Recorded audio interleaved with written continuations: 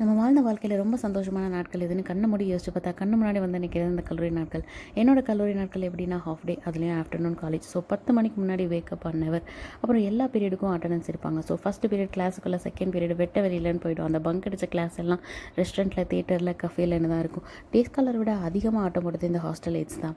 ஏன்னா எங்களுக்கு அந்த ஹாஸ்டல் செகண்ட் ஹோம். ஒருத்தர் வீட்டில் இருந்து ஸ்நாக்ஸ் வந்துட்டா, ஒருத்தி செருப்பு வாங்கிட்டா, ஷால் வாங்கிட்டா கூட, ஏன் ஒரு கிளிப்பும் வாங்கிட்டா கூட அது அந்த ரூமுக்கும் பக்கத்து ரூமுக்கும் சொந்தமான விஷயம். ஃபெஃபிஸ்டிக் போட்ட மாதிரி அப்படி ஒரு பாண்டிங்.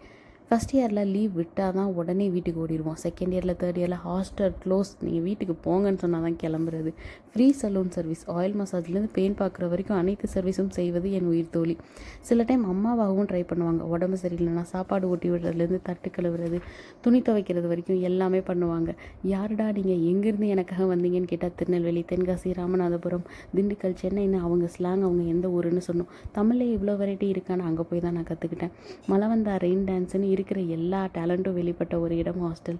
இன்னும் சொல்லிகிட்டே போகலாம். மறக்க முடியுமா இந்த first Bangalore tour, hostel day, college day, inter college meeting, candle lighting dinner, freshers, farewell party. இந்த நீங்காத நினைவுகள் ரொம்ப அழகானது.